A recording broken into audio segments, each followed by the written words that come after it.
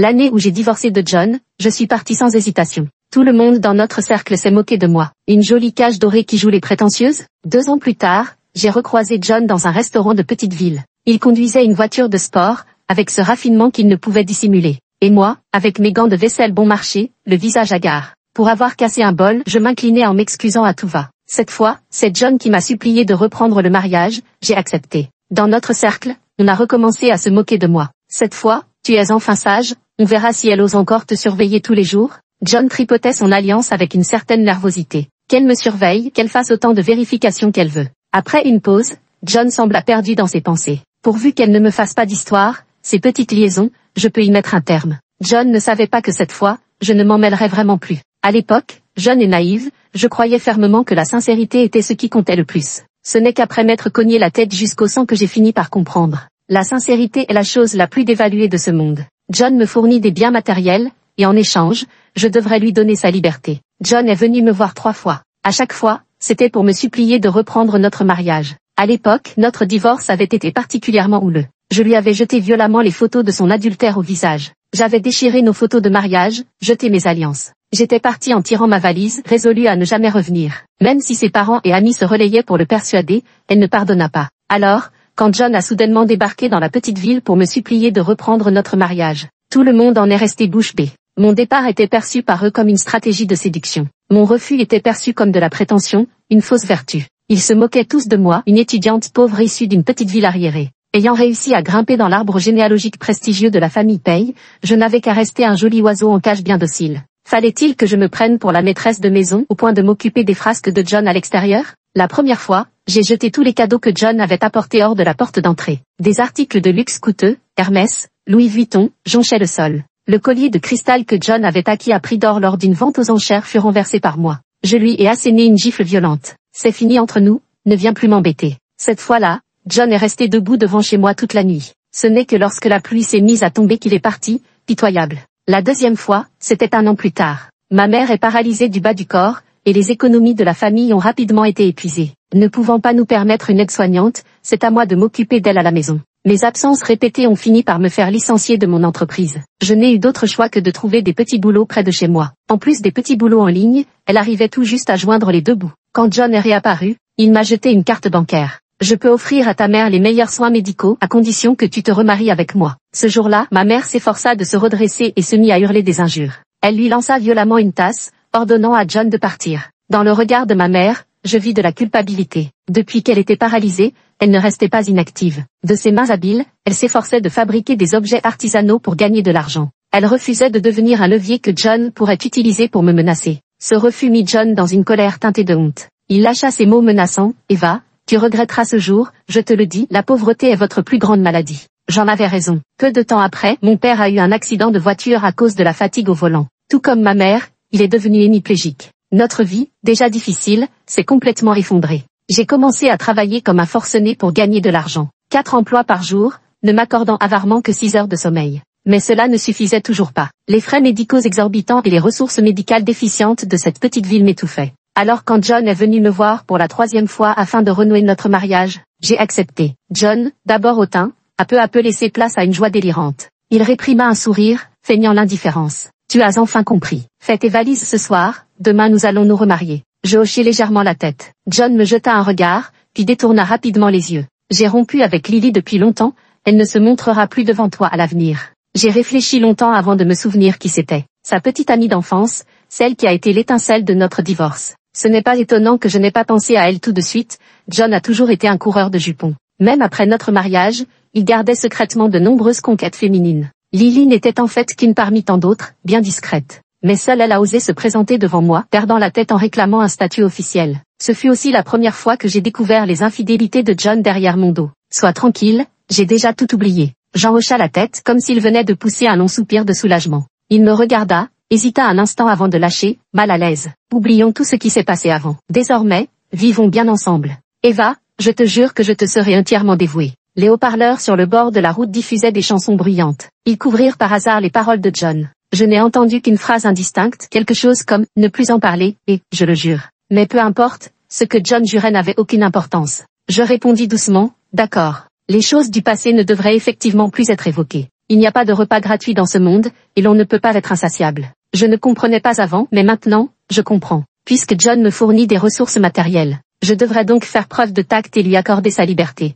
Car il n'est pas raisonnable que sa maîtresse lui fasse des scènes. Mon divorce avec John s'est déroulé de manière très spectaculaire. Lors de notre remariage, la cérémonie fut tout aussi grandiose. 5 ans plus tard, j'enfilai une robe de mariée pour la seconde fois. Dans le miroir, mon reflet semblait inchangé par rapport à celui d'il y a 5 ans. Mais en y regardant de plus près, ces infimes différences surgissaient avec une netteté frappante. C'était une peau légèrement hâlée, des paumes un peu rugueuses. C'était la vilaine cicatrice sur sa jambe, souvenir d'une chute en scooter. La plus grande différence, c'était ses yeux totalement impassibles. Quand j'ai commencé à sortir avec John, beaucoup m'ont conseillé d'abandonner. Après tout, l'un était l'héritier prestigieux de la famille Paye, tandis que l'autre n'était qu'un étudiant pauvre venu d'un petit village reculé. Mais à l'époque, j'étais trop orgueilleuse et ma vision trop étroite pour comprendre l'immensité de cet écart. J'étais travailleuse, intelligente, persévérante, la première lauréate en sciences venue de mon petit village. À part mon origine familiale, je ne suis pas inférieure à John. Alors quand John m'a avoué ses sentiments, j'ai accepté. Cette relation a rapidement fait scandale dans notre cercle.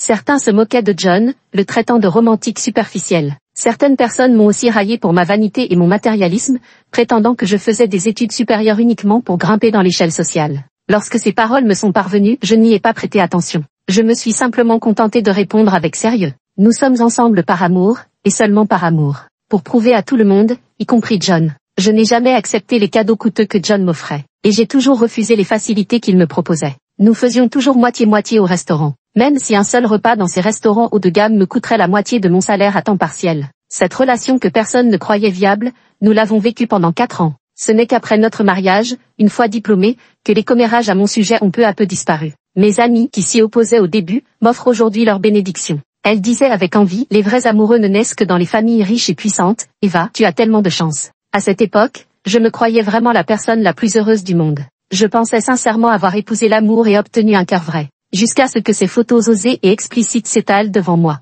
Le mariage était en cours quand quelqu'un s'approcha de moi, un verre à la main. Lily portait une robe haute couture, son maquillage était impeccable. Avec son air pur et innocent, personne n'aurait pu deviner qu'elle était l'héroïne de ces photos osées. Mon divorce avec John à cause d'elle avait laissé notre cercle social perplexe. Entre connaissances, on s'amuse un peu, pourquoi en faire toute une histoire? C'était juste un coup dans l'ivresse pour satisfaire un besoin, sans aucune histoire de sentiment. Quel esprit étriqué et rétrograde. Avec un peu d'ouverture d'esprit, on saurait qu'à l'étranger c'est bien plus libre que ça. À l'époque, j'étais jeune et je ne savais pas qu'on pouvait séparer l'amour du désir. John ne se privait de rien en secret, menant une vie de débauche. Lily était aussi d'un naturel très libre, ayant couché avec tous ses amis. Aucun des deux ne trouvait cela anormal, c'était aussi banal que de manger. Les riches, perchés dans leur tour d'ivoire, ne considéraient les prétendants qui leur couraient après que comme des objets à utiliser. Alors John ne comprenait pas, il m'avait déjà offert argent et statut. Pourquoi devrais-je encore m'énerver contre une collection d'objets? Le cadeau que Lily avait apporté était un lingot d'or entier, pesant près d'1 kilo. Les sourcils de John s'abaissèrent, il réprimanda Lily. Qui t'a demandé de venir? Puis il s'est précipitamment tourné vers moi pour expliquer, je ne l'ai pas invité, c'est vraiment fini entre nous. Mais Lily n'en a pas fait cas. On a grandi ensemble, on peut bien dire qu'on est amis. Qu'est-ce que ça fait que je sois à ton mariage? Elle s'est même moquée de John, ne va pas croire que je suis encore amoureuse de toi, ne te fais pas trop d'illusions. Le cadeau fut tendu avec une certaine arrogance de sa part. Joyeux mariage, je suis arrivée à la hâte, je n'ai préparé que ça. J'ai commis bien des gaffes par méconnaissance des articles de luxe. Autrefois, Lily m'avait offert un Chanel que je n'avais pas reconnu, et en retour je lui avais tricoté une écharpe. On m'a longtemps ridiculisée, disant que j'avais joué petit bras pour gagner gros, avec une ruse calculée. Plus tard, j'ai cessé d'accepter tout cadeau de ces gens. En apparence, ils me complimentaient sur mon indépendance et ma lucidité, mais dans mon dos, ils me traitaient de prétentieuse. Les cadeaux se sont transformés en lingots d'or, exprès pour que je connaisse leur valeur exorbitante. Les gens autour de moi me regardaient avec une moquerie amusée, sachant que je refuserais avec hauteur. Ce petit jeu les divertissait sans fin, déclenchant chaque fois des éclats de rire. Mais cette fois, j'ai simplement souri en acceptant. Alors merci. Un silence soudain tomba autour de nous,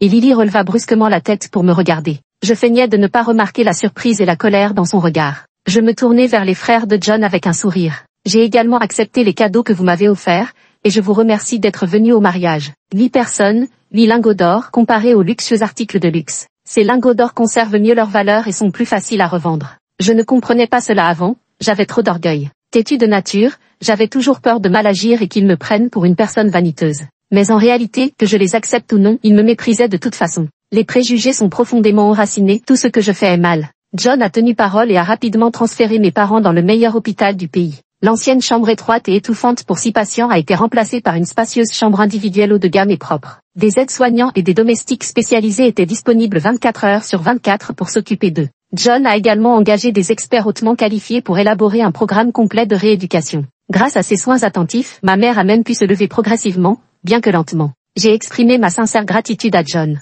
Il avait raison, en fin de compte, il n'y a qu'une seule maladie dans ce monde, la pauvreté. John me serra dans ses bras, j'ai instinctivement résisté avant de m'efforcer de me détendre. Eva, crois-moi, désormais nous allons vivre heureux ensemble, cesse de te quereller avec moi. Après notre remariage, John semblait s'être métamorphosé. Il ne fréquentait plus les bars douteux pour des soirées mondaines. Il ne rentre plus tard le soir et est de retour avant 21 h tous les jours. Il a commencé à apprendre à être un mari attentionné et exemplaire, s'efforçant de me donner un sentiment de sécurité. Il a remplacé son assistante personnelle par un homme et maintient ses distances avec toutes les femmes autour de lui. Avant, sur 10 messages que je lui envoyais, il ne répondait qu'à un seul, et encore, avec retard. Désormais, dès que je sors, je prends soin de lui communiquer mes déplacements avec empressement. À l'inverse, moi, je ne suis plus aussi tatillonne qu'avant. Je suis devenue douce, généreuse et compréhensive, sans jamais trop m'immiscer dans ses affaires. Une semaine avant mon anniversaire, John m'a demandé ce que je voulais comme cadeau. Autrefois, j'aurais dit, les cadeaux ne sont pas importants, il me suffit que tu passes une semaine avec moi.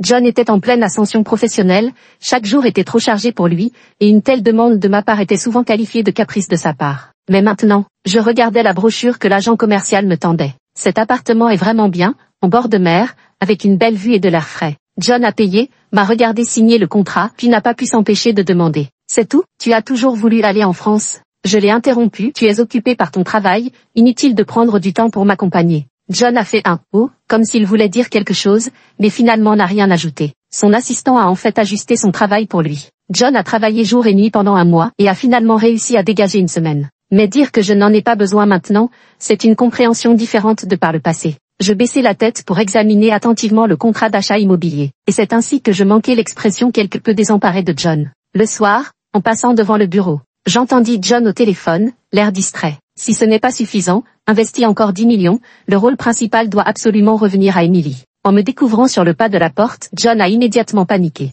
Il a raccroché précipitamment le téléphone et a tenté de s'expliquer, visiblement mal à l'aise. Tu sais, quand je me suis noyée autrefois, c'est Emily qui m'a sauvée. Le milieu du spectacle est difficile, elle m'a supplié et je ne pouvais pas refuser de l'aider. Ce n'était pas la première fois que John investissait des ressources pour Emily. Il y avait déjà eu des cas similaires auparavant, le montant le plus élevé atteignant 80 millions, juste pour une actrice principale. Grâce à ses ressources et aux rumeurs de sa liaison avec John, Emily évoluait dans le milieu comme un poisson dans l'eau. Et chaque fois que j'interrogeais John à ce sujet, il éludait la question en évoquant la dette de vie qu'il me devait. Ce n'est qu'après plusieurs disputes violentes que John a commencé à se montrer plus modéré. On lui a volé son rôle, elle n'avait plus d'autre choix que de venir me voir. Je n'avais même pas laissé John finir sa phrase que j'avais déjà acceptée avec empressement. D'accord. Puis c'est moi qui l'ai rassuré à mon tour. Quand on vous sauve la vie, c'est normal de vouloir rendre la pareille au centuple. Tu as bien fait. Jean se figea soudain, me regardant avec incrédulité. En réalité, j'avais été convaincu par ses explications par le passé, jusqu'à l'apparition de ces photos. Ces photos étaient audacieuses et explicites,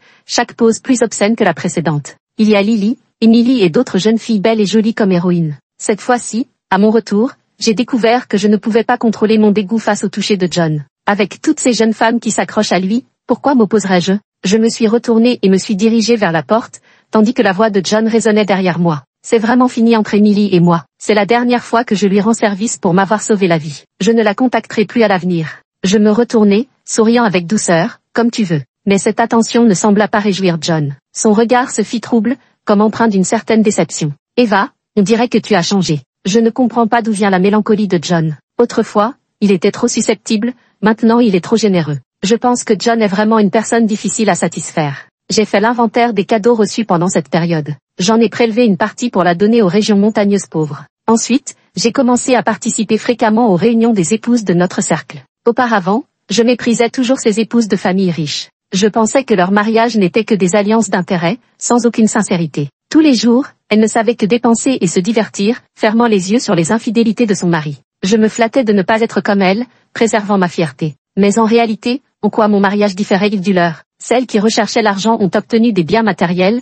celles qui recherchaient le plaisir ont profité de la vie. Il semble que tout le monde puisse rechercher n'importe quoi. Seul moi, je suis ridicule, ne recherchant que la sincérité. Résultat final, je n'ai rien obtenu, seulement des blessures partout. Je ne suis rentré chez moi que très tard. Je réfléchissais aux nouvelles que j'avais entendues lors de la réception. Les femmes de leur classe sociale ont toujours un flair plus aiguisé que les gens ordinaires pour obtenir des informations et sentir les opportunités commerciales. J'ai maintenant économisé un peu d'argent et j'ai envie de tenter ma chance dans les affaires. Celui qui m'a raccompagné était le frère d'une dame, encore étudiant à l'université, jeune et beau garçon. Pendant le banquet, il ne cessait de me regarder en secret, et à la fin, il a proposé de me raccompagner chez moi. Le garçon m'a interpellé, le visage rouge, en disant que j'avais oublié mon sac dans sa voiture. J'ai pris le sac en souriant et en le remerciant, ce qui a fait rougir son visage encore davantage. En me retournant, j'ai aperçu John debout à l'entrée de la villa. Il ignorait depuis combien de temps il regardait, le clair de lune caressant sa mâchoire tendue. John, le visage sombre, s'approcha rapidement et enlaça ma taille comme pour affirmer sa possession.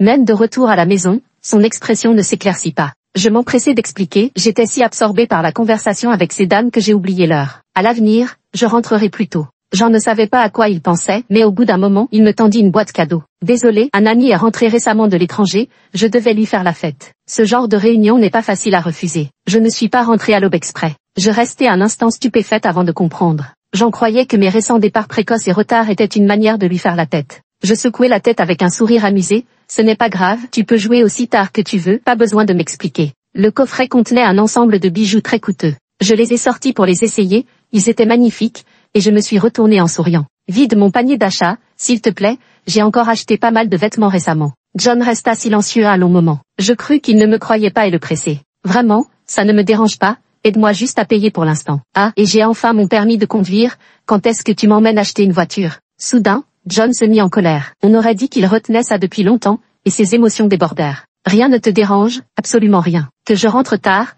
que j'investisse dans des films pour d'autres femmes, tout ça te laisse indifférente. Tu ne viens me voir que lorsque tu as besoin d'acheter quelque chose, sans jamais dire un mot de plus. Eva, quelle est ma place dans ton cœur maintenant? L'écho de sa colère résonna longtemps dans le salon. Je l'observai un moment puis baissai les yeux. Si tu n'as pas envie de l'acheter, laisse tomber. Je ne te demanderai plus rien à l'avenir. La poitrine de John se soulevait violemment, son expression était sombre, comme s'il allait exploser d'un instant à l'autre. Mais finalement, il se contenta de pincer les lèvres, comme un ballon dégonflé. Ce n'est pas que je n'ai pas envie. Dis-moi ce que tu veux, il y a plein de voitures dans le garage, tu peux en prendre une, ou si tu préfères en acheter une neuve, c'est possible aussi. Ayant obtenu une réponse claire, je me sentis fatiguée et quittai le salon pour aller me laver et me reposer. Debout près de la rambarde au 2e étage, je regardai machinalement en bas. Je vis John toujours à la même place. Il restait immobile, la tête baissée, perdu dans ses pensées, comme une statue silencieuse et rigide. Après ce jour-là, John semblait m'en vouloir. Il ne me faisait plus part de ses déplacements, ni ne respectait plus le couvre-feu de 9 heures. Le film qu'il avait financé pour Emily était désormais diffusé avec grand fracas.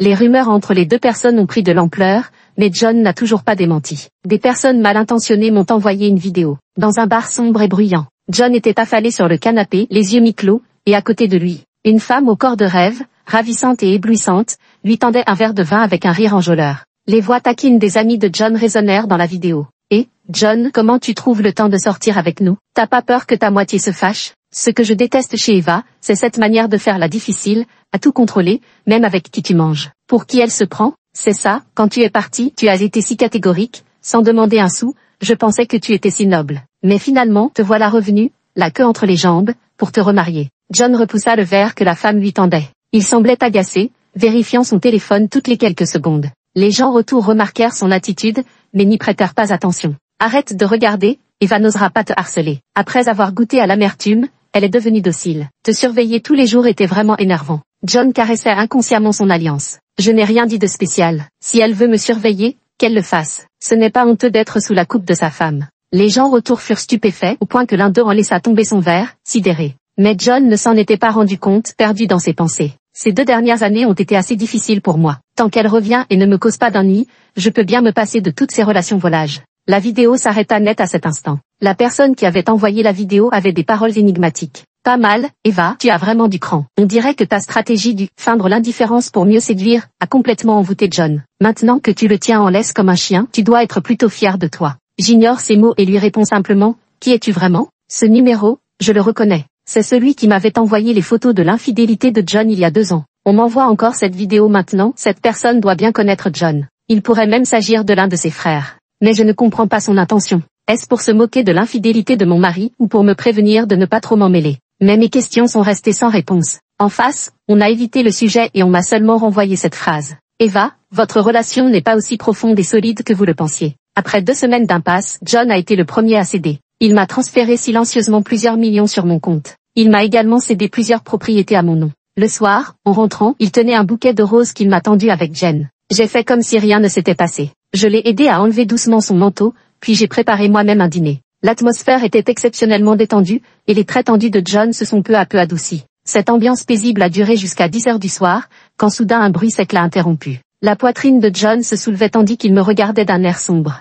À ses pieds gisait une bouteille de vin rouge brisée, son contenu écarlate répandu sur le sol. Il ne put retenir un cri de rage. « Pourquoi refuses-tu que je te touche, Eva? Nous sommes mariés, pourquoi ne puis-je pas être intime avec toi? Est-ce par dépit envers moi, ou as-tu quelqu'un d'autre ?» John y souda les yeux rouges, la voix étranglée par l'émotion, tout en me fixant avec une obstination particulière. « Eva, j'ai toujours voulu te demander, après ces 2 années de séparation, est-ce que c'est moi que tu aimes encore, ou simplement mon argent? » Cette question, tant de gens me l'ont posée. Depuis nos fiançailles avec John jusqu'à notre mariage. Quand mes amis me posaient la question, leur ton était empreint de conseils. L'écart est trop grand, une relation amoureuse serait éprouvante, Eva, réfléchis bien. Quand ma mère me posait la question, son ton trahissait l'inquiétude. Eva, maman ne souhaite que ton bonheur, une vie paisible te suffirait. Les questions des frères John étaient empreintes d'une malveillance diamétralement opposée. Oh, John n'est pas difficile, il est complètement ensorcelé par toi. On se demande si tu es vraiment une petite fleur blanche ou un lotus noir. Et face à toutes ces interrogations, je ne répondis qu'une chose avec sérieux. Simplement parce que c'est John.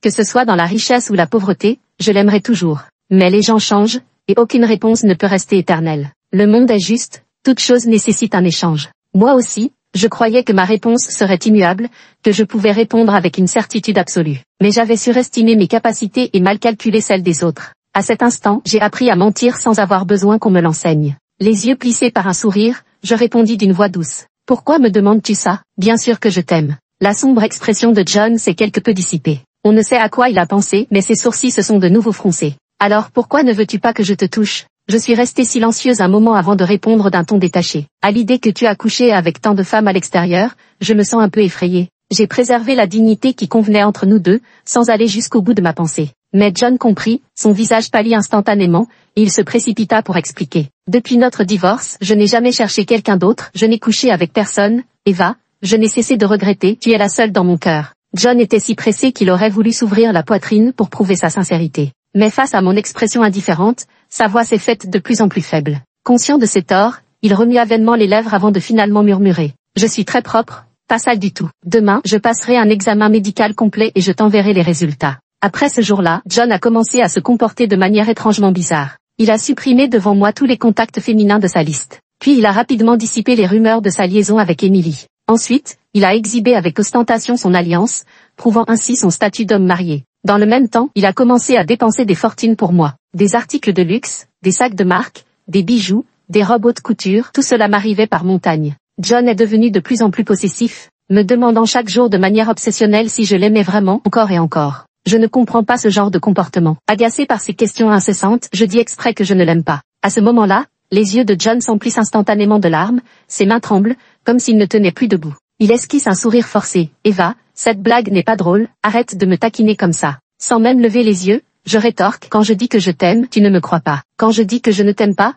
tu penses que je plaisante. » John, qu'est-ce que tu veux que je te dise, ou juste? Dès que je me suis mise en colère, John a immédiatement capitulé. Il m'a servi de l'eau avec empressement, acquiesçant sans attendre une seconde, comme s'il ne pouvait supporter le moindre retard. « Je te crois, Eva, tu m'aimes forcément, ne te fâche pas. » Je croyais que l'affaire en resterait là. À ma grande surprise, John rapporta un détecteur de mensonges le lendemain. Je le regardais froidement manipuler l'appareil. John serrait les lèvres, tête baissée, et je ne distinguais pas son expression. Il bricola longtemps, et mon impatience commençait à poindre. J'allais lui demander quand il commencerait enfin à poser des questions. John abandonna soudainement, tournant la tête avec une certaine gêne. « C'est une nouvelle console de jeu développée par l'entreprise, l'assistant me l'a apportée pour que je jette un coup d'œil. » Menteur, celui qui tenait le détecteur de mensonges était le premier à mentir. Je n'ai pas révélé la vérité, et je me fichais bien de savoir pourquoi John avait changé d'avis à la dernière minute. Il fallait faire passer le détecteur de mensonges pour une console de jeu, parce que j'avais des choses bien plus importantes à faire. Les réunions entre épouses de notre cercle présentaient en effet de nombreux avantages. Elles disposent de ressources et de réseaux inaccessibles aux gens ordinaires. J'ai longuement préparé le terrain avant de finalement créer ma nouvelle entreprise. Ma meilleure amie hésitait à parler, je savais ce qu'elle voulait demander. Cette entreprise spécialisée dans les équipements médicaux travaille principalement avec les grands hôpitaux. J'ai étudié la médecine à l'université et j'étais le meilleur diplômé de toute la promotion. 4 années d'études universitaires sont loin d'être suffisantes pour maîtriser la médecine. Poursuivre en master et doctorat est devenu la norme. À l'époque, 90% des étudiants de notre promotion ont choisi de continuer leurs études. Il ne restait plus que quelques personnes à choisir de rester jusqu'à la remise des diplômes, et j'en faisais partie. Eva, tu n'as toujours pas surmonté ton regret, n'est-ce pas? Je passais les doigts sur la cicatrice à mon poignet sans répondre. La nouvelle entreprise fonctionnait très bien. Après tout, les ressources et la puissance de la famille Pei sont tout simplement colossales et impressionnantes. Chaque année, je prélèverai une partie des bénéfices pour les diviser en deux parts. Une partie servira à aider les étudiants défavorisés, tout comme j'ai pu moi-même terminer mes études grâce à l'aide de l'État autrefois. Une autre partie ira soutenir ces gens ordinaires dans les hôpitaux qui luttent désespérément sans pouvoir réunir les frais médicaux nécessaires. Autrefois, je méprisais ceux qui comptaient sur les autres, alors j'ai refusé toute aide de John. J'étais orgueilleuse, fière, et j'avais toujours peur qu'on me traite de profiteuse, dépendante d'un homme ou de mon mari. Maintenant je comprends enfin, puisque les ressources sont à portée de main, pourquoi ne pas les utiliser? Placer tous ses espoirs dans les autres est stupide, puéril. Et c'est en s'appuyant sur la force des autres qu'on se renforce soi-même, c'est la bonne façon de faire. Tous les êtres vivants dans ce monde échangent à valeur égale. Ceux qui ont la chance de bien être mènent une vie facile grâce à leur famille. Les beaux gagnent des cachets en jouant dans des films grâce à leur apparence. Les gens intelligents vendent leur intelligence pour obtenir des emplois bien payés. La dépendance n'a jamais été l'opposé de ce que nous nous empressons de fuir, ce que nous nous précipitons à prouver dès que quelqu'un en parle. Comme John, il s'appuie aussi sur sa famille, sur l'accumulation générationnelle de ses ancêtres. On dit souvent que rencontrer un bienfaiteur en voyage vaut mieux que 10 ans de chemin. Et ce bienfaiteur, c'est un inconnu, un ami, un parent, un partenaire. Toute personne capable de m'aider à m'élever est un bienfaiteur. Autrefois, j'affectais la noblesse d'âme, ne poursuivant que des sentiments évanescents et des cœurs fragiles. Mais maintenant, je veux être ambitieuse, je veux me battre avec acharnement, je veux m'élever vers le haut. Je veux que tout autour de moi soit à mon service. Le soir, j'ai reçu un appel téléphonique. C'est le frère de John qui a appelé, disant qu'il était ivre et me demandant d'aller le chercher. Alors que j'allais pousser la porte de la loge, j'ai entendu des voix à l'intérieur. John, as-tu déjà utilisé le détecteur de mensonges que tu m'as demandé la dernière fois? C'est un tout nouveau modèle développé par notre entreprise, pas encore commercialisé. Tu fais partie des tout premiers clients testeurs. J'ai entendu la réponse de John, il semblait quelque peu agacé. Ça ne sert à rien, tu es sûr que c'est vraiment précis? Et si ce n'est pas le cas, qu'est-ce qu'on fait? Dans la loge, un éclat de rire général éclata instantanément, tous se moquant de John en le traitant de trouillard. Quelqu'un le réconforta, arrête de faire des tests, tu veux juste frimer, c'est ça? Si Eva ne t'aimait pas, je me mettrais immédiatement sur la tête pour me laver les cheveux en direct sur Stream. Les autres se mirent aussi à parler tous en même temps. Tu peux dire que les autres aiment l'argent, je te crois, mais pas Eve. Tu as oublié qu'à l'époque où tu l'as épousée, la famille Pei était prête à offrir des millions de dots et plusieurs villas, mais est-ce qu'elle les a acceptées? Non. Au début, moi aussi je pensais qu'elle faisait semblant, mais personne ne peut faire semblant pendant 3 ans. Toutes les autres épouses sortent avec des voitures de luxe et des sacs de marque, mais Eva, elle, traîne tous les jours avec un sac en toile et des chaussures miteuses à $100, serrées dans le métro. Je ne dis pas ça pour critiquer, mais c'est un peu pathétique, John. Tu es vraiment radin. La voix de John était étouffée, je lui donnais de l'argent, mais elle ne voulait pas, elle tenait absolument à garder ce boulot minable de quelques milliers de yuan. Quelqu'un ne put s'empêcher de demander, sérieusement, elle vit uniquement avec son salaire alors? Je me souviens qu'elle t'avait offert une écharpe pour ton anniversaire, à plus de 10 000 yuan. Pour nous c'est rien, mais si c'était son salaire, mon Dieu, combien de temps Eva a dû économiser pour ça? John resta silencieux longtemps, son mutisme annonçant clairement la réponse. L'ambiance joyeuse de l'assemblée s'éteignit progressivement, et ce fut longtemps après qu'un lâcha enfin un juron. Putain, mais, personne ici, toi y compris, n'est un modèle de vertu, alors comment t'as fait pour dégoter une femme comme ça? J'ai longuement réfléchi avant de retrouver dans ma mémoire l'image de cette écharpe. Chaque année pour l'anniversaire de John, je préparais son cadeau bien à l'avance. Je croyais fermement autrefois que seuls les cadeaux faits main pouvaient véhiculer des sentiments et montrer l'importance qu'on y accordait. Grand-mère était la couturière la plus réputée de notre ville, et j'avais appris dès l'enfance de nombreux savoir-faire artisanaux. Jusqu'à ce que je découvre que tout ce que j'offrais, qu'il s'agisse d'une veste ou d'une chemise, John était touché et ravi en les recevant, mais ne les a jamais portés en public. Ce n'est que plus tard que j'ai compris que pour des gens comme eux, ce qui compte vraiment, ce n'est jamais le vêtement lui-même, mais le prestige et la marque. Pendant cette période, j'ai enchaîné les petits boulots avec frénésie, m'efforçant d'économiser chaque sou. Enfin, juste avant l'anniversaire de John, j'ai pu acheter une écharpe de la marbre qu'il portait souvent. J'aimais John, et je ne voulais pas qu'il doive baisser son niveau de vie à cause de moi. John était comme la lune dans le ciel, et j'étais prête à tout donner pour le voir briller haut dans la nuit. C'était aussi le seul cadeau que j'avais offert et que John avait emporté avec lui. La conversation dans la loge se poursuivait. Parmi les accusations des autres, John avala une gorgée de vin. Eva n'est pas comme les autres femmes, elle est trop spéciale, ses yeux sont trop brillants quand elle me regarde. Avant, elle ne demandait jamais rien, et cela me rendait toujours anxieux. Je ne croyais pas qu'un amour aussi pur puisse exister. En réalité, si elle m'avait demandé des choses comme les autres, peu importe le prix, j'aurais été heureux. Elle aurait dû dépendre un peu plus de moi. John sembla perdu dans ses pensées. Après notre remariage, elle a effectivement changé. Elle est devenue capricieuse comme les autres femmes, exprimant ses besoins, m'accrochant pour réclamer des maisons ou des articles de luxe. Mais je ne sais pas pourquoi, mon sentiment d'insécurité n'a fait que grandir. Quelqu'un n'en pouvait plus et traita John de malade mental, ironisant sur son prétendu « problème de riche ». Je l'ai déjà dit, John a toujours été une énigme pour moi. Durant mes premières années après l'obtention de mon diplôme, quand j'étais encore pleine d'idéalisme et d'innocence, je considérais ma dignité comme plus précieuse que ma vie, refusant de dépenser le moindre sou de John. Je fonçais tête baissée, prête à m'arracher le cœur pour lui montrer ma sincérité. À l'époque, John observait mes efforts pour préserver ma dignité avec dédain, me trouvant bien trop indépendante. Et maintenant, je commence à assumer ouvertement mes désirs matériels et à demander de l'argent sans complexe. Pourtant, John a commencé à devenir indécis et à regretter l'époque où j'étais plus désintéressée. Je ne parviens pas à décrire ce que je ressens en ce moment. J'ai toujours le sentiment que les choses ne devraient pas en être arrivées là entre John et moi. Peut-être que beaucoup de choses n'ont en réalité ni bien ni mal, c'est juste que la destinée a atteint sa fin. Les encouragements et les réconforts des gens autour ont donné à John une grande confiance. Il murmurait, répétant sans cesse. Elle m'aime encore, elle m'aime, à l'époque elle était prête à donner sa vie pour moi, sinon pourquoi aurait-elle accepté de se remarier avec moi? Je ne devrais pas douter de notre amour.